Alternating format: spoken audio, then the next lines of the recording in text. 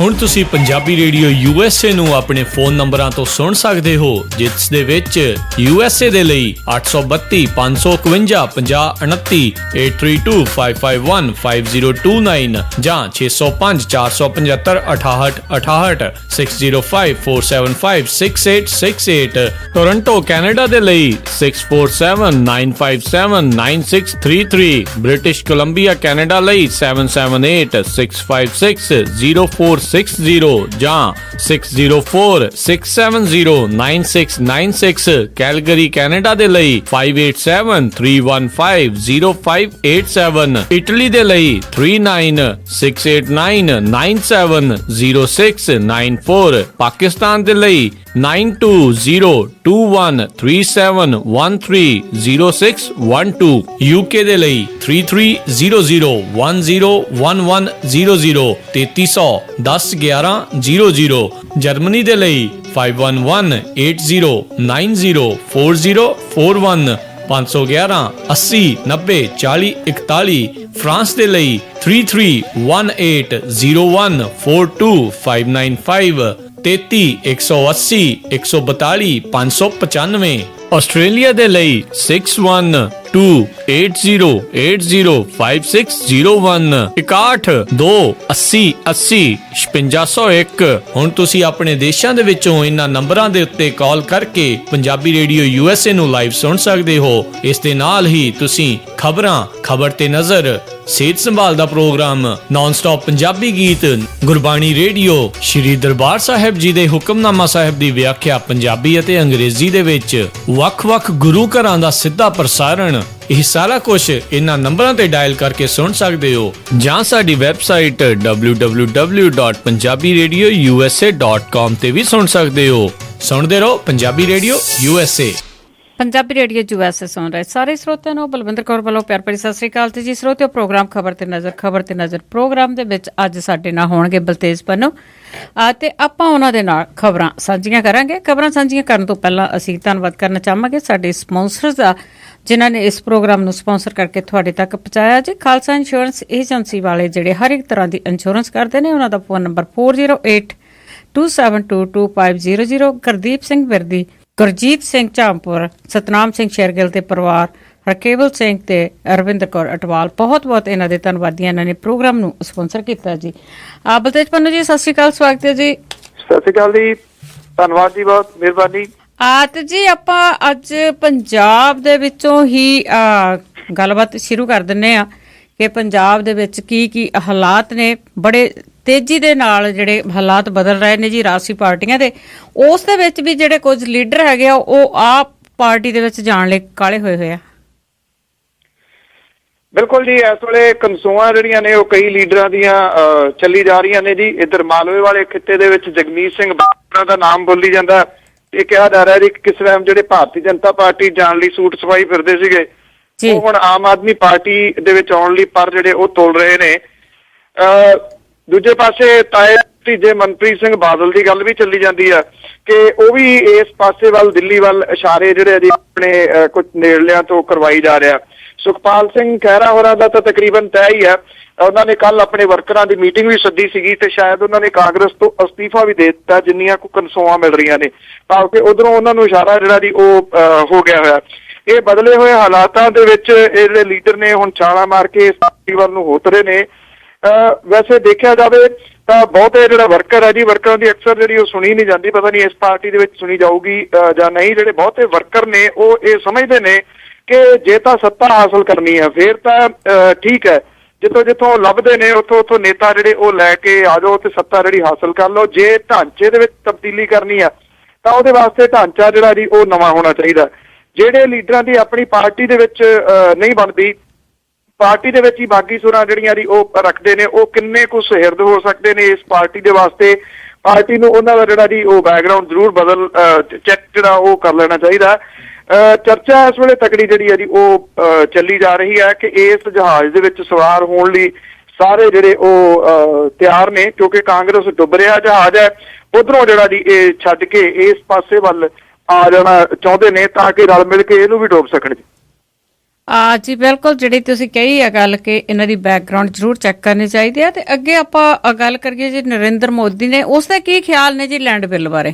ਨਰਿੰਦਰ ਮੋਦੀ ਹੋਰਾਂ ਦੀ ਜਿਹੜੀ ਸੁਰ ਹੈ ਉਹ ਇਸ ਬਿੱਲ ਦੇ ਬਾਰੇ ਥੋੜੀ ਬਦਲੀ ਹੋਈ ਹੈ। ਜਦੋਂ ਘਰ ਵਾਪਸੀ ਵਾਲਾ ਰੌਲਾ ਪਿਆ ਸੀਗਾ ਜਾਂ ਇਹ ਕਿਹਾ ਜਾ ਰਿਹਾ ਸੀਗਾ ਕਿ 4 ਬੱਚੇ ਜਮਾਓ, ਪਿਛਲੀ ਸੈਸ਼ਨ ਦੇ ਦੌਰਾਨ ਵਿਰੋਧੀ ਧਿਰਾਂ ਅੜੀਆਂ ਰਹੀਆਂ, ਪ੍ਰਧਾਨ ਮੰਤਰੀ ਆ ਕੇ ਬਿਆਨ ਦੇਣ, ਪ੍ਰਧਾਨ ਮੰਤਰੀ ਨਹੀਂ ਆਏ, ਨਾ ਆ ਕੇ ਬਿਆਨ ਦਿੱਤਾ। ਇਸ ਵਾਰੀ ਲੱਗਦਾ ਜੀ ਇਸ ਮਸਲੇ ਦੇ ਉੱਤੇ ਜਿੰਨੀ ਤੋਏ ਹੋਈ ਆ, ਪ੍ਰਧਾਨ ਮੰਤਰੀ ਨੂੰ ਮਜਬੂਰ ਹੋਣਾ ਪੈ ਗਿਆ, ਆ ਕੇ ਬੋਲੇ ਵੀ।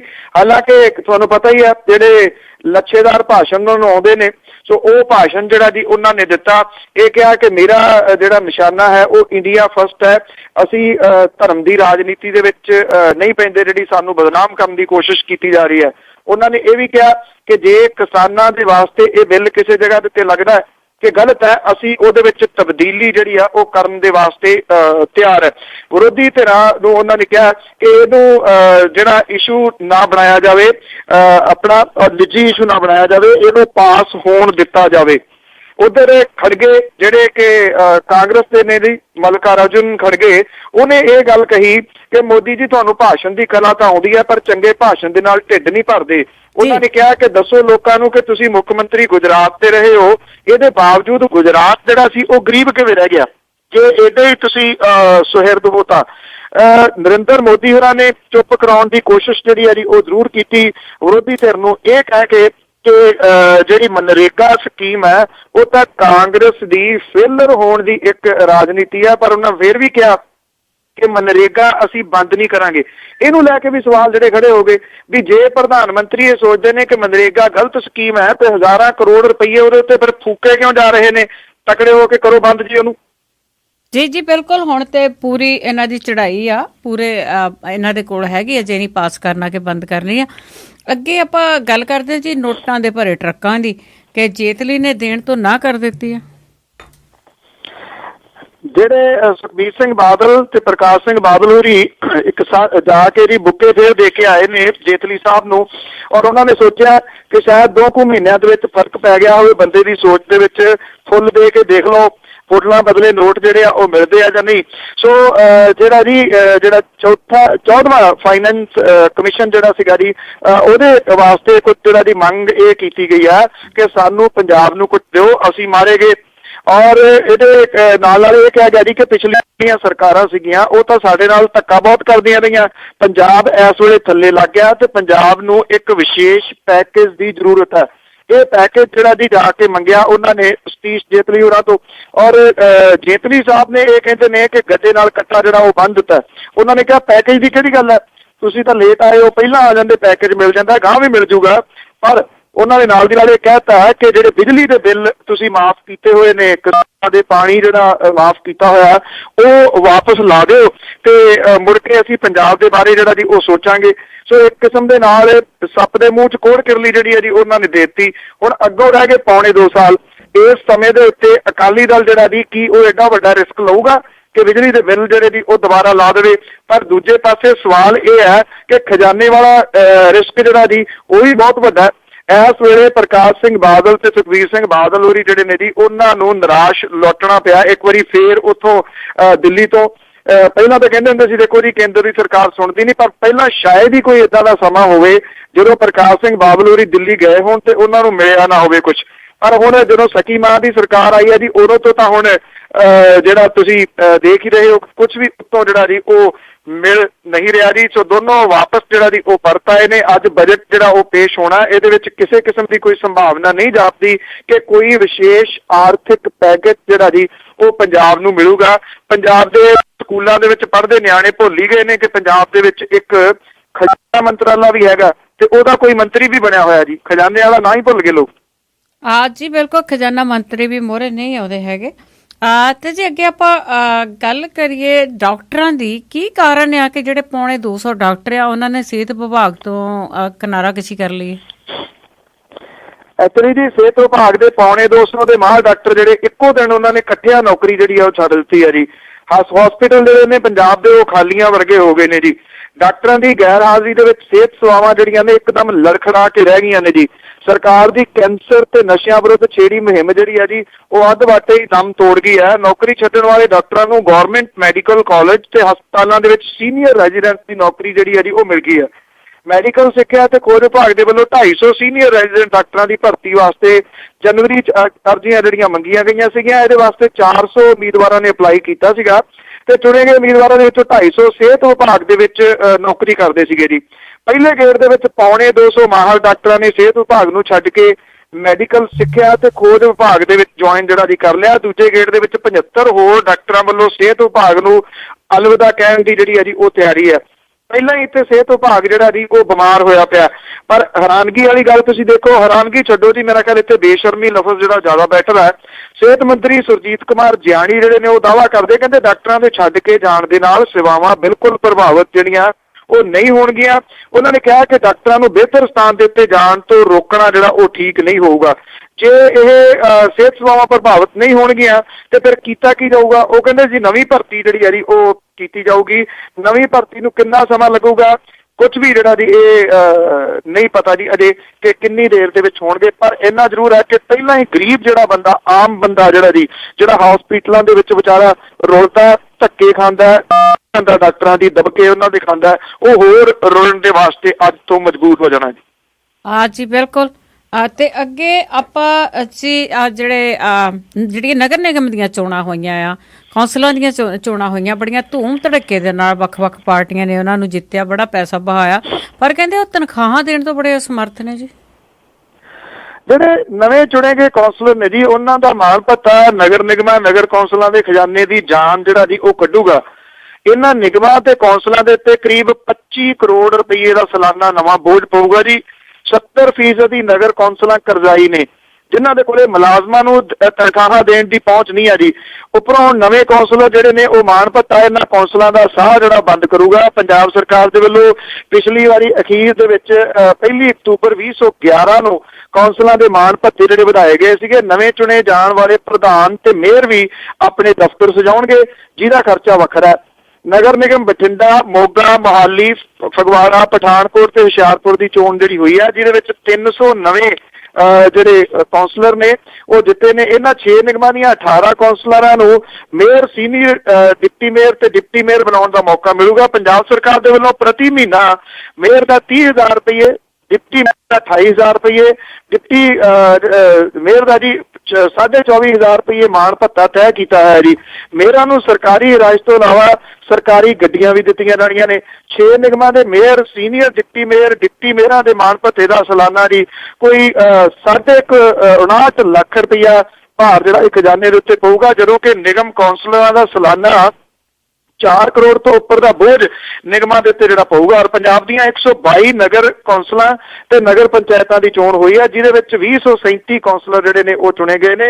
ਪਹਿਲੇ ਦਰਜੇ ਦੀ ਨਗਰ ਕੌਂਸਲ ਦੇ ਕੌਂਸਲਰਾਂ ਨੂੰ ਪ੍ਰਤੀ ਮਹੀਨਾ 7,000 ਰੁਪਏ ਮਾਣ ਭੱਤਾ, ਦੂਜੇ ਦਰਜੇ ਦੀ ਕੌਂਸਲ ਜਿਹੜੀ ਹੈ ਉਹਨੂੰ 5,000 ਰੁਪਏ ਤੇ ਤੀਜੇ ਵਾਲੇ ਨੂੰ 2,000 ਰੁਪਏ ਪ੍ਰਤੀ ਮਹੀਨਾ ਮਾਣ ਭੱਤਾ ਮਿਲਦਾ। ਇਹ ਜਿਹੜਾ ਮਾਣ ਹੈ ਜੀ ਇਹਨੇ ਖਜ਼ਾਨੇ ਦਾ ਬੇੜਾ ਗਰਕ ਹੋਰ ਜਿਹੜਾ ਉਹ ਕਰਨਾ ਹੈ। ਪਰ ਜਿਹੜੀਆਂ ਤਨਖਾਹਾਂ ਨਹੀਂ ਹੈਗੀਆਂ ਉਹ ਮੁਲਾਜ਼ਮਾਂ ਵਾਸਤੇ ਨਹੀਂ ਹੈਗੀਆਂ ਜਿਹੜੇ ਕੰਮ ਕਰਦੇ ਨੇ। ਦੂਜੇ ਤਾਂ ਜੁਗਾੜ ਆਪਣਾ ਲਾਈ ਜਾਂਦੇ ਨੇ ਜੀ, ਲੁੱਕ, ਬੱਜਰੀ, ਸੀਵਰੇਜ ਸਿਸਟਮ, ਬਥੇਰਾ ਕੁਝ ਖਾਣ ਨੂੰ ਜੀ। ਜੀ ਬਿਲਕੁਲ। ਅਤੇ ਅੱਗੇ ਆਪਾਂ ਕਾਂਗਰਸ ਵੱਲ ਆਉਂਦੇ ਹਾਂ ਜੀ। ਕਾਂਗਰਸ ਦੇ ਵਿੱਚ ਕਹਿੰਦੇ ਬੜੀ ਉਥਲ ਪੁਥਲ ਚੱਲ ਰਹੀ ਆ, ਬੜੇ ਮੰਦੇ ਹਾਲਾਂ ਦੇ ਵਿੱਚ ਆ ਜੀ। ਕਾਂਗਰਸ ਇਸ ਵੇਲੇ ਸਹੀ ਪੁੱਛੋ ਤਾਂ ਹਾਲਾਤ ਜਿਹੜੇ ਨੇ ਜੀ ਉਹਨੂੰ ਡੁੱਬ ਰਿਹਾ ਜਹਾਜ਼ ਜਿਹੜਾ ਜੀ ਉਹ ਕਹਿਣਾ ਕੋਈ ਗਲਤ ਨਹੀਂ ਹੈ ਜੀ। ਜੇ ਉੱਪਰ ਆਪਾਂ ਦੇਖੀਏ ਹਾਈ ਕਮਾਂਡ ਦੇ ਵਿੱਚ ਤਾਂ ਇਹ ਨਹੀਂ ਪਤਾ ਲੱਗ ਰਿਹਾ ਜੀ ਜਿਹਦੇ ਹੱਥ ਦੇ ਵਿੱਚ ਕਾਂਗਰਸ ਦੀ ਤੋੜ ਦੇਣੀ ਆ ਉਹ ਹੈ ਕਿੱਥੇ ਅਸਲ ਦੇ ਵਿੱਚ। ਇਹ ਨਹੀਂ ਪਤਾ ਜੀ ਕੋਈ ਛੁੱਟੀਆਂ ਕੱਟਣ ਦੇ ਵਾਸਤੇ ਗਿਆ ਤੇ ਕਿੱਥੇ ਗਿਆ, ਉਹ ਵੀ ਉਸ ਦੇ ਉੱਤੇ ਜਦੋਂ ਕਿ ਮੁਲਕ ਦੇ ਵਿੱਚ ਭਾਂਬੜ ਮੱਚਿਆ ਪਿਆ ਜੀ ਜਿਹੜਾ ਲੈਂਡ ਬਿੱਲ ਨੂੰ ਲੈ ਕੇ। ਜਿਹੜਾ ਜ਼ਿਮੀਂਦਾਰ ਹੈ ਉਹ ਵਿਚਾਰਾ ਸੋਚ ਰਿਹਾ ਕਿ ਅੱਜ ਗਿਆ ਕੱਲ ਗਿਆ। ਉਸ ਟਾਈਮ ਦੇ ਉੱਤੇ ਜਿਹੜੀ ਮੁੱਖ ਵਿਰੋਧੀ ਧਿਰ ਹੈ ਜੀ ਉਹਦੇ ਉਸ ਯੁਵਰਾਜ ਦਾ ਹੀ ਪਤਾ ਨਹੀਂ ਲੱਗ ਰਿਹਾ ਜਿਹਨੂੰ ਅਜੇ ਵੀ ਕਈ ਲੋਕ ਯੂਥ ਆਗੂ ਕਹੀ ਜਾਂਦੇ ਨੇ। ਉਮਰ ਦੇ ਵਿੱਚ ਵੈਸੇ ਉਹ ਮੇਰੇ ਤੋਂ ਵੀ ਵੱਡਾ ਜੀ। ਸੋ ਧੜਿਆਂ ਦੇ ਵਿੱਚ ਜਿਹੜੀ ਪੰਜਾਬ ਕਾਂਗਰਸ ਹੈ ਉਹਦੇ ਵਿੱਚ ਵੀ ਕਾਫੀ ਉਥਲ ਪੁਥਲ ਦੇ ਆਸਾਰ ਜਿਹੜੇ ਨੇ ਜੀ ਉਹ ਬਣੇ ਹੋਏ ਨੇ ਜੀ। ਮਿਊਨਿਸਪਲ ਚੋਣਾਂ ਜਿਹੜੀਆਂ ਨੇ ਉਹਦੇ ਹਾਰਨ ਤੋਂ ਬਾਅਦ ਪ੍ਰਤਾਪ ਸਿੰਘ ਬਾਜਵਾ ਇੱਕ ਵਾਰੀ ਫੇਰ ਚੁਫੇਰਿਓ ਜਿਹੜੇ ਉਹ ਘਿਰੇ ਨੇ। ਉਹਨਾਂ ਨੇ ਮੋਗੇ ਦੇ ਵਿੱਚ ਰੈਲੀ ਕਰਨ ਦਾ ਐਲਾਨ ਜਿਹੜਾ ਕੀਤਾ ਸੀਗਾ, ਪਰ ਮੋਗੇ ਵਾਲੀ ਜਿਹੜੀ ਰੈਲੀ ਹੈ ਨਾ ਜੀ ਉਹ ਹਾਲ ਦੀ ਘੜੀ ਲੱਗਦਾ ਨਹੀਂ ਕਿ ਕਿਸੇ ਤੜ ਪੱਤਨ ਜਿਹੜਾ ਜੀ ਉਹ ਲੱਗੂਗੀ। ਉਹਦਾ ਰੀਜ਼ਨ ਇਹ ਆ, ਜਿਵੇਂ ਮੈਂ ਤੁਹਾਨੂੰ ਦੱਸਿਆ ਕਿ ਰਾਹੁਲ ਗਾਂਧੀ ਦਾ ਨਹੀਂ ਪਤਾ ਜੀ ਕਿ ਉਹ ਕਿੱਥੇ ਨੇ, ਕਦੋਂ ਵਾਪਸ ਉਹ ਆਉਣਗੇ। ਇਹ ਕਿਹਾ ਜਾ ਅਪ੍ਰੈਲ ਦੇ ਮਹੀਨੇ ਦੇ ਵਿੱਚ 10 ਤੇ 11 ਨੂੰ ਜਿਹੜਾ ਸੱਦਿਆ ਗਿਆ ਜੀ ਸੈਸ਼ਨ ਕਾਂਗਰਸ ਦਾ, ਉਹਦੇ ਵਿੱਚ ਉਹਨੂੰ ਪ੍ਰਧਾਨ ਚੁਣਿਆ ਜਾਊਗਾ। ਉਦੋਂ ਬਾਅਦ ਉਹ ਚੇਂਜਸ ਕਰੂਗਾ, ਉਦੋਂ ਬਾਅਦ ਉਹ ਰੈਲੀਆਂ ਵੱਲ ਜਿਹੜਾ ਜੀ ਦੇਖੂਗਾ। ਤੇ ਪ੍ਰਤਾਪ ਸਿੰਘ ਬਾਜਵਾ ਹੋਰਾਂ ਦੇ ਖਿਲਾਫ ਤਾਂ ਹੁਣ ਮਹੱਲੇ ਦੇ ਜਿਹੜੇ ਕਾਂਗਰਸੀ ਨੇ ਉਹ ਵੀ ਝੰਡਾ ਚੁੱਕ ਕੇ ਜਿਹੜਾ ਜੀ ਉਹ ਤੁਰ ਪਏ ਨੇ। ਤੇ ਉੱਤੋਂ ਹਾਈ ਕਮਾਨ ਜਿਹੜੀ ਹੈ ਜੀ ਕਦੋਂ ਬਦਲਾਅ ਕਰਦੀ ਹੈ ਇਹ ਨਹੀਂ ਪਤਾ। ਸਲਾਹਾਂ ਦੇਣ ਵਾਲੇ ਜਿਹੜੇ ਨੇ ਜੀ ਹੁਣ ਅਸ਼ਵਨੀ ਕੁਮਾਰ ਵੀ ਉਹਦੇ ਵਿੱਚ ਸ਼ਾਮਲ ਹੋ ਗਏ ਨੇ। ਅਸ਼ਵਨੀ ਕੁਮਾਰ ਨੇ ਵੀ ਇਹ ਗੱਲ ਕਹਿਤੀ ਆ ਕਿ ਜੇਕਰ ਸੋਨੀਆ ਗਾਂਧੀ ਨੂੰ ਕੁਝ ਲੋਕ ਰਿਟਾਇਰਮੈਂਟ ਦਾ ਸੁਝਾਅ ਦਿੰਦੇ ਨੇ ਤੇ ਇਹਦੇ ਵਿੱਚ ਗਲਤ ਕੀ ਹੈ। ਜੀ ਜੇ ਸੋਨੀਆ ਗਾਂਧੀ ਨੂੰ ਰਿਟਾਇਰਮੈਂਟ ਦਾ ਸੁਝਾਅ ਦੀ ਗੱਲ ਉਹ ਕਰ ਰਹੇ ਨੇ ਤੇ ਇਹਦਾ ਮਤਲਬ ਇਹ ਕਿ ਨਿਸ਼ਾਨਾ ਜਿਹੜਾ ਜੀ ਫੁੰਡਣ ਦੇ ਵਾਸਤੇ ਰਾਹੁਲ ਗਾਂਧੀ ਹੈ ਕਿ ਉਹਨੂੰ ਪ੍ਰਧਾਨ ਜਿਹੜਾ ਜੀ ਉਹ ਕਿਉਂ ਬਣਾਇਆ ਜਾ ਰਿਹਾ। ਫਿਰ ਪੱਲੇ ਕੁਝ ਹੈ ਨਹੀਂ ਗਾ ਜੀ ਕਾਂਗਰਸ ਦੇ। ਲੜਾਈ ਜਿਹੜੀ ਹੈ ਜੀ ਜੁੱਤੀਓ ਜੁੱਤੀ ਜਿਹੜੇ ਨੇ ਉਹ ਪੂਰੇ ਪ੍ਰੋਫੈਸ਼ਨਲ ਤਰੀਕੇ ਨਾਲ ਹੋ ਰਹੇ ਨੇ। ਹਾਂ ਜੀ ਬਿਲਕੁਲ ਬੜਾ ਰੌਲਾ ਗੋਲਾ ਆ। ਤੇ ਅੱਗੇ ਆਪਾਂ ਇੱਕ ਰੂਲਦਾ ਸਿੰਘ ਦੀ ਗੱਲ ਕਰੀਏ, ਜੇ ਉਸ ਦਾ ਕੇਸ ਚੱਲਦਾ ਸੀ ਤਾਂ ਉਸ ਦੇ ਵਿੱਚੋਂ 5 ਬੰਦੇ ਬਰੀ ਹੋ ਗਏ। ਇਹ ਪਟਿਆਲੇ ਦੇ ਵਿੱਚ ਹੀ ਕਤਲ ਹੋਇਆ ਸੀਗਾ, ਯਾਦ ਹੋਣਾ RSS ਦਾ ਇਹ ਪ੍ਰਧਾਨ ਸੀਗਾ ਜੀ, ਰਾਸ਼ਟਰੀ ਸਿੱਖ ਸੰਗਤ ਦਾ। ਇਸ ਮਾਮਲੇ ਦੇ ਵਿੱਚ 5 ਜਿਹੜੇ ਦੋਸ਼ੀ ਸੀਗੇ ਜੀ ਅੱਜ ਉਹ ਬਰੀ ਕਰ ਦਿੱਤੇ ਗਏ ਨੇ। ਇਹਦੇ ਵਿੱਚ ਜਗਤਾਰ ਸਿੰਘ ਤਾਰਾ, ਰਮਨਦੀਪ ਸਿੰਘ ਗੋਲਡੀ ਦੇ ਖਿਲਾਫ ਅਜੇ ਕੇਸ ਜਿਹੜਾ ਜੀ ਉਹ ਚੱਲਣਾ ਕਿਉਂਕਿ ਇਹਨਾਂ ਦੀ ਬਾਅਦ ਦੇ ਵਿੱਚ ਗ੍ਰਿਫਤਾਰੀ ਹੋਈ ਆ। ਜਿਹੜੇ ਪਟਿਆਲੇ ਦੇ ਵਿੱਚ ਇੱਥੇ NS ਗਿੱਲ ਦੀ ਅਦਾਲਤ ਜਿਹੜੀ ਉਹਦੇ ਵਿੱਚੋਂ ਬਰੀ ਕੀਤੇ ਗਏ ਦਰਸ਼ਨ ਸਿੰਘ ਮਕਾਰੋਂਪੁਰ, ਗੁਰਜੰਟ ਸਿੰਘ ਕੁਰਕਸ਼ੇਤਰ, ਜਗਮੋਹਨ ਸਿੰਘ ਬਸੀ ਪਠਾਣਾ, ਅਮਰਜੀਤ ਸਿੰਘ ਮੋਹਾਲੀ ਤੇ ਦਲਜੀਤ ਸਿੰਘ ਮੁੰਬਈ ਦੇ ਨਾਂ ਜਿਹੜੇ ਉਹ ਸ਼ਾਮਲ ਨੇ ਜੀ। 28-29 ਜੁਲਾਈ ਦੀ 2009 ਦੀ ਰਾਤ ਨੂੰ ਅਣਪਛਾਤੇ ਵਿਅਕਤੀਆਂ ਨੇ ਰੁਲਦਾ ਸਿੰਘ ਨੂੰ ਨੇੜਿਓਂ ਗੋਲੀਆਂ ਮਾਰ ਕੇ ਜ਼ਖਮੀ ਕੀਤਾ ਸੀਗਾ ਤੇ ਉਹਦੀ 15 ਅਗਸਤ 2009 ਨੂੰ ਜਿਹੜੀ ਉਹ ਮੌਤ ਹੋ ਗਈ ਸੀ। ਇੱਥੇ ਪਟਿਆਲੇ ਦੇ ਥਾਣਾ ਤ੍ਰਿਪੜੀ ਦੇ ਵਿੱਚ ਜਿਹੜਾ ਉਹ ਕੇਸ ਦਰਜ ਹੋਇਆ ਸੀਗਾ ਔਰ ਇਹ ਕਿਹਾ ਗਿਆ ਸੀਗਾ ਕਿ ਕੇਸ ਕਤਲ ਦੇ ਵਿੱਚ ਇੰਗਲੈਂਡ ਤੋਂ ਆਏ 2 ਸਿੱਖ ਨੌਜਵਾਨਾਂ ਦੇ ਵੱਲੋਂ ਜਿਹੜਾ ਉਹ ਕੀਤਾ ਗਿਆ, ਜਿਨ੍ਹਾਂ ਦੀ ਮਦਦ ਦੇ ਦੋਸ਼ਾਂ ਦੇ ਵਿੱਚ 4 ਵਿਅਕਤੀ ਗ੍ਰਿਫਤਾਰ ਕੀਤੇ ਗਏ ਸੀਗੇ ਔਰ ਇਹਨਾਂ ਦੀ ਸ਼ਮੂਲੀਅਤ ਨਾ ਹੋਣ ਦੀ ਤਰਕ ਦਿੰਦਿਆਂ ਪੁਲਿਸ ਨੇ 4 ਨੂੰ ਕੇਸ ਦੇ ਵਿੱਚੋਂ ਫਾਰਗ ਕਰ ਦਿੱਤਾ ਸੀਗਾ। ਉਦੋਂ ਕੁਝ ਮਹੀਨਿਆਂ ਬਾਅਦ ਫਿਰ ਇਹ ਗ੍ਰਿਫਤਾਰੀਆਂ ਜਿਹੜੀਆਂ ਜੀ ਉਹ ਹੋਈਆਂ ਤੇ ਸਬੂਤਾਂ ਦੀ ਘਾਟ ਦੀ ਵਜ੍ਹਾ ਕਰਕੇ ਇਹ ਸਾਰੇ ਦੇ ਸਾਰੇ ਜਿਹੜੇ ਨੇ ਜੀ ਉਹ ਬਰੀ ਕਰ ਦਿੱਤੇ ਗਏ ਨੇ। ਜਿਨ੍ਹਾਂ 2 ਦੇ ਉੱਤੇ ਕੇਸ ਚੱਲਣਾ ਜਿਹਦੇ ਵਿੱਚ ਜਗਤਾਰ ਸਿੰਘ ਤਾਰਾ ਤੇ ਰਮਨਦੀਪ ਸਿੰਘ ਗੋਲਡੀ, ਤੁਸੀਂ ਆ ਸਕਦੇ ਹੋ ਜੀ ਕਿ ਹੁਣ ਇਸ ਕੇਸ ਦਾ ਹਵਾਲਾ ਦੇ ਕੇ ਬਰੀ ਤਾਂ ਉਹ ਵੀ ਹੋ ਜਾਣੇ ਨੇ ਇਹ 'ਚ। ਜੀ ਤੇ ਜੀ ਅੱਗੇ ਆਪਾਂ ਗੱਲ ਕਰੀਏ ਸਵਾਈਨ ਫਲੂ ਦੀ, ਉਸ ਦਾ ਕਹਿਰ ਅਜੇ ਵੀ ਜਾਰੀ ਹੈ। ਬਿਲਕੁਲ ਜੀ, ਸਵਾਈਨ ਫਲੂ ਜਿਹੜਾ ਜੀ ਉਹ ਚੱਲ ਰਿਹਾ। ਬੇਸ਼ੱਕ ਇਹ ਕਿਹਾ ਜਾ ਰਿਹਾ ਜੀ ਕਿ ਇਹਦਾ ਜਿਹੜਾ ਪ੍ਰਭਾਵ ਆ ਉਹ ਛੇਤੀ ਖਤਮ ਹੋ ਜਾਊਗਾ ਕਿਉਂਕਿ ਮੌਸਮ ਦੇ ਵਿੱਚ ਜਿਹੜੀ ਆ ਜੀ ਉਹ ਤਬਦੀਲੀ ਆ ਰਹੀ ਆ। ਪਰ ਜਿਹੜੇ ਮਨੁੱਖ ਨੇ ਜੀ ਉਹਨਾਂ ਦੀ ਮਰਨ ਦੀ ਗਿਣਤੀ 1000 ਤੋਂ ਟੱਪ ਗਈ ਆ ਪੂਰੇ ਮੁਲਕ ਦੇ ਵਿੱਚ ਜੀ। 36 ਤੋਂ ਉੱਪਰ ਜਿਹੜੀਆਂ ਮੌਤਾਂ ਨੇ ਉਹ ਪੰਜਾਬ ਦੇ ਵਿੱਚ ਵੀ ਜਿਹੜੀਆਂ ਜੀ ਉਹ ਹੋ ਚੁੱਕੀਆਂ ਹੋਈਆਂ ਨੇ। ਪੰਜਾਬ ਦੇ ਵਿੱਚ ਹਾਲਾਤ ਇਹਨਾਂ ਦੇ ਨੇ ਜੀ, ਡਰ ਬੜਾ ਪਾਇਆ ਜਾ ਰਿਹਾ। ਲੁਧਿਆਣੇ ਦੇ ਵਿੱਚ ਕਿਸੇ ਵਿਅਕਤੀ ਦੀ ਡੈਥ ਹੋ ਗਈ ਜੀ ਕੱਲ, ਜਿਹੜਾ ਜੀ ਹੰਬੜਾ ਵਾਲੇ ਏਰੀਏ ਦਾ ਸੀਗਾ, ਉਹ ਨੋਨ ਬੰਦਾ ਸੀਗਾ। ਉਹਦੇ ਸੰਸਕਾਰ ਦੇ ਉੱਤੇ ਜਿਹੜੇ ਉਹਦੇ ਨੇੜਲੇ ਰਿਸ਼ਤੇਦਾਰ ਹੀ ਪਹੁੰਚੇ ਜੀ, ਬਹੁਤੇ ਦੋਸਤ ਮਿੱਤਰ ਨਹੀਂ ਪਹੁੰਚੇ ਇਸ ਕਰਕੇ ਕਿਉਂਕਿ ਉਹਦੇ ਸਵਾਈਨ ਫਲੂ ਦੇ ਨਾਲ ਡੈਥ ਜਿਹੜੀ ਇਹਦੀ ਹੋਈ ਆ। ਲੋਕ ਡਰਦੇ ਸਨ ਕਿ ਜਿਹੜਾ ਉਹਦਾ ਅੰਤਮ ਸੰਸਕਾਰ ਕੀਤਾ ਜਾਊਗਾ ਕਿਤੇ ਉਹਦੇ ਧੂਏ ਦੇ ਨਾਲ ਜਾਂ ਉਹਨੂੰ ਹੱਥ ਲੱਗਣ ਦੇ ਨਾਲ ਉਹਨਾਂ ਨੂੰ ਸਵਾਈਨ ਫਲੂ ਨਾ ਹੋ ਜਾਵੇ। ਰਿਸ਼ਤੇਦਾਰ ਵੀ ਇਸ ਤਰ੍ਹਾਂ ਦੇ ਨਿਕਲੇ ਜੀ, ਉਹਨਾਂ ਨੇ ਉਹਦੀ ਅਰਥੀ ਨੂੰ ਮੋਢਾ ਵੀ ਨਾ ਦਿੱਤਾ। ਦਿਹਾੜੀ ਤੇ ਬੰਦੇ ਜਿਹੜੇ ਜੀ ਉਹ ਲਿਆਂਦੇ, ਜਿਹੜੇ ਉਹਦੀ ਅਰਥੀ ਨੂੰ ਜਿਹੜਾ ਲੈ ਕੇ ਗਏ। ਇਸ ਕਿਸਮ ਦੀਆਂ ਅਫਵਾਹਾਂ ਜਿਹੜੀਆਂ ਨੇ ਉਹ ਬੜੀਆਂ ਫੈਲ ਰਹੀਆਂ ਨੇ। ਪੰਜਾਬ ਸਰਕਾਰ ਨੇ ਇਸ ਮਾਮਲੇ 'ਚ ਕੀ ਕੀਤਾ, ਅਗਲਾ ਸ਼ਾਇਦ ਤੁਹਾਡਾ ਸਵਾਲ ਇਹ ਹੋਵੇ ਜੀ। ਉਹਨਾਂ ਨੇ ਇੱਕ ਬਿਆਨ ਜਾਰੀ ਕਰਤਾ ਹੈ ਕਿ ਅਫਵਾਹਾਂ ਦੇ ਉੱਤੇ ਜਿਹੜਾ ਜੀ ਯਕੀਨ ਨਾ ਕੀਤਾ ਜਾਵੇ ਤੇ ਫਿਰ ਕੀਤਾ ਕੀ ਜਾਵੇ ਇਹ ਨਹੀਂ ਪਤਾ ਜੀ। ਪਹਿਲੀ ਖਬਰ ਆਪਾਂ ਦੇ ਕੇ ਹਟੇ ਆ ਜੀ, 250 ਡਾਕਟਰ ਜਿਹੜਾ ਜੀ ਉਹ ਟਿੱਬ ਗਿਆ ਸਿਹਤ ਵਿਭਾਗ ਤੋਂ। ਸ਼ਾਇਦ ਹੋ ਸਕਦਾ ਜੀ ਮੰਤਰੀ ਜਿਹੜੇ ਨੇ ਉਹ ਟੀਕੇ ਨਾ ਲਾਉਣ ਲੱਗ ਜਾਣ ਲੋਕਾਂ ਨੂੰ ਆਪ ਹੀ। ਜੀ ਬਿਲਕੁਲ, ਪਤਾ ਨਹੀਂ ਦਿਹਾੜੀ ਤੇ ਬੰਦੇ ਰੱਖ ਲੈਣ ਟੀਕੇ ਲਾਉਣ ਲਈ। ਤੇ ਅੱਗੇ ਜੀ ਆਪਾਂ ਪੰਜਾਬ ਦੇ ਮਸੀਹੇ ਦੀ ਗੱਲ ਕਰੀਏ ਤੇ ਉਹ ਕਹਿੰਦੇ ਕਿ ਅੱਜ ਕੱਲ ਬਹੁਤ ਖਾਮੋਸ਼ ਹੈ। ਬਿਲਕੁਲ ਜੀ, ਇਹ ਕਿਸਾਨਾਂ ਦਾ ਮਸੀਹਾ ਅਖਵਾਉਂਦੇ ਜਿਹੜੇ ਨੇ ਜੀ, ਜਿੱਥੇ ਸੜਕ ਤੋਂ ਲੈ ਕੇ ਸੰਸਦ ਤੱਕ ਇਸ ਵੇਲੇ ਜਿਹੜਾ ਦੀ ਰੌਲਾ ਰੱਪਾ ਪਿਆ ਹੋਇਆ। ਕਿਹੜਾ ਬੰਦਾ ਜਿਹੜਾ ਇਹਦੀ ਗੱਲ ਨਹੀਂ ਕਰਦਾ? ਹਾਂ, ਇੱਕ ਬੰਦਾ ਜਿਹੜਾ ਇਹਦੀ ਗੱਲ ਨਹੀਂ ਕਰਦਾ, ਉਹ ਪੰਜਾਬ ਦੇ ਕਿਸਾਨਾਂ ਦਾ ਮਸੀਹਾ ਜੀ। ਇਹ ਕੌੜਾ ਸੱਚ ਜਿਹੜਾ ਜੀ ਲੋਕਾਂ ਦੇ ਗਲੇ ਤੋਂ ਥੱਲੇ ਉਤਰ ਨਹੀਂ ਰਿਹਾ ਕਿ ਪ੍ਰਕਾਸ਼ ਸਿੰਘ ਬਾਦਲ ਹੋਰੀ ਇਹਦੇ ਉੱਤੇ ਚੁੱਪ ਧਾਰੀ ਕਿਉਂ ਬੈਠੇ ਨੇ।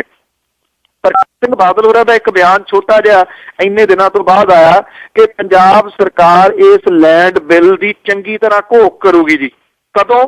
ਜਦੋਂ ਇਹ ਪਾਸ ਹੋ ਜਾਊਗਾ ਸ਼ਾਇਦ, ਤੇ ਜਦੋਂ ਇਹਦੇ ਉੱਤੇ ਜਿਹੜਾ ਜੀ ਡੰਡਾ ਜਿਹੜਾ ਕਿਸਾਨਾਂ ਦੇ ਉੱਤੇ ਚੱਲਣਾ ਸ਼ੁਰੂ ਹੋ ਜਾਊਗਾ ਜੀ।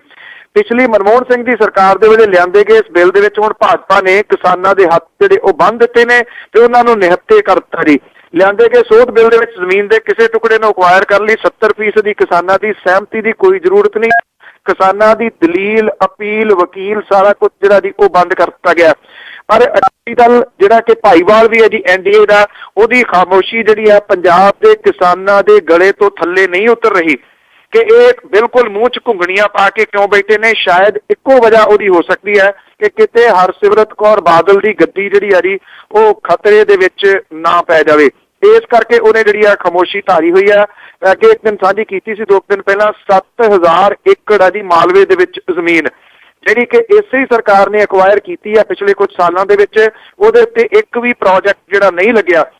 ਕਿਸਾਨ ਜਿਹੜੇ ਨੇ ਜੀ ਉਹ ਉੱਥੋਂ ਨਿਹੱਥੇ ਕਰ ਦਿੱਤੇ ਗਏ ਨੇ। ਉਹ ਅਦਾਲਤਾਂ ਦੇ ਵਿੱਚ ਕੇਸ ਲੜ ਰਹੇ ਨੇ ਵੀ ਜੇ ਪ੍ਰੋਜੈਕਟ ਨਹੀਂ ਲੱਗਿਆ 7 ਸਾਲਾਂ ਤੋਂ ਤੇ ਜ਼ਮੀਨ ਸਾਡੀ ਸਾਨੂੰ ਵਾਪਸ ਦੇ ਦਿਓ। ਪਰ ਜਿਹੜਾ ਇਹ ਆਰਡੀਨੈਂਸ ਜਾਰੀ ਕੀਤਾ ਸੀਗਾ, ਜਿਹੜਾ ਬਿੱਲ ਬਣ ਜਾ ਰਿਹਾ BJP ਦੇ ਵੱਲੋਂ, ਜੇ ਇਹ ਬਣ ਜਾਂਦਾ ਤਾਂ ਇਹ ਕਿਸਾਨਾਂ ਦੇ ਹੱਥ ਜਿਹੜੇ ਵੱਢ ਦਿੱਤੇ ਜਾਣਗੇ। ਫਿਰ ਅਦਾਲਤਾਂ ਦੇ ਵਿੱਚ ਉਹ ਕੇਸ ਨਹੀਂ ਜਿੱਤ ਸਕਦੇ। ਸ਼ਾਇਦ ਇਹ ਵੱਡੇ ਲੋਕ ਨੇ ਜੀ, ਇਹਨਾਂ ਦੀ ਕਿਸੇ ਦੀ ਜ਼ਮੀਨ ਅਕਵਾਇਰ ਨਹੀਂ ਹੋਈ, ਉਹ ਤਾਂ ਮਾਤੜਾਂ ਦੀ, ਆਮ ਲੋਕਾਂ ਦੀ ਹੋਈ ਹੈ। ਇਸ ਕਰਕੇ ਮਸੀਹਾ ਹੋਣ ਦਾ ਠੱਪਾ ਹੀ ਉਹ ਲਵਾਈ ਫਿਰਦੇ ਨੇ ਜੀ।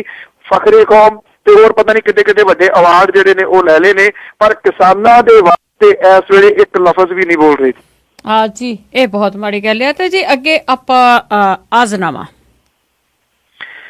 ਕਿ ਚੱਕਰ ਦਿੱਲੀ ਦਾ ਬਾਦਲਾ ਫੇਰ ਲਾਇਆ, ਅਰੁਣ ਜੇਤਲੀ ਨੂੰ ਮਿਲ ਕੇ ਆਏ ਬੇਲੀ। ਚੱਕਰ ਦਿੱਲੀ ਦਾ ਬਾਦਲਾ ਫੇਰ ਲਾਇਆ, ਅਰੁਣ ਜੇਤਲੀ ਨੂੰ ਮਿਲ ਕੇ ਆਏ ਬੇਲੀ। ਕਾਗਜ਼ ਅਫਸਰਾਂ ਜਿਹੜੇ ਤਿਆਰ ਕੀਤੇ, ਮਿਲਿਆ ਵਕਤਾਂ ਖੋਲ ਵਿਖਾਏ ਬੇਲੀ। ਸਾਰੀ ਮੁਸ਼ਕਲ ਪੰਜਾਬ ਦੀ ਕਹੀ ਜਾ ਕੇ, ਆਮਦਨ ਖਰਚ ਵੀ ਸਭ ਸੁਣਾਏ ਬੇਲੀ। ਮਗਰੋਂ ਕਿਹਾ ਜੀ ਮਦਦ ਕੁਝ ਕਰੋ ਸਾਡੀ, ਚੁਣ ਸ਼ਬਦ ਸੀ ਵਾਸਤੇ ਪਾਏ ਬੇਲੀ।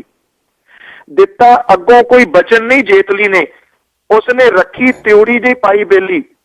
ਦਿੱਤਾ ਅੱਗੋਂ ਕੋਈ ਬਚਨ ਨਹੀਂ ਜੇਤਲੀ ਨੇ, ਉਸਨੇ ਰੱਖੀ ਤਿਉੜੀ ਜਿਹੀ ਪਾਈ ਬੇਲੀ। ਅੰਬਰਸਰ ਵਿੱਚ ਜਿਹੜੀ ਉਸ ਹਾਰ ਵੇਖੀ, ਉਸ ਤੋਂ ਜਾਂਦੀ ਨਹੀਂ ਅਜੇ ਭੁਲਾਈ ਬੇਲੀ। ਜੀ ਥੈਂਕ ਯੂ, ਬਹੁਤ ਧੰਨਵਾਦ ਜੀ ਸ਼ਿਵਾਨੀ ਜੀ। ਥੈਂਕ ਯੂ ਜੀ। ਸਤਿ ਸ਼੍ਰੀ ਅਕਾਲ ਜੀ। ਸਰੋਤੇ ਸਨ ਬਲਤੇਜ ਪੰਨੂ, ਜਿਨ੍ਹਾਂ ਦੇ ਨਾਲ ਆਪਾਂ ਖਬਰਾਂ ਸਾਂਝੀਆਂ ਕੀਤੀਆਂ। ਹੁਣ ਮੈਨੂੰ ਵੀ ਅਗਲੇ ਬੁਲਟਨ ਤੱਕ ਦਿਓ ਇਜਾਜ਼ਤ। ਸਾਰਿਆਂ ਸਰੋਤਿਆਂ ਨੂੰ ਹੀ ਬਲਵਿੰਦਰ ਕੌਰ ਵੱਲੋਂ ਪਿਆਰ ਭਰੀ ਸਤਿ ਸ੍ਰੀ ਅਕਾਲ।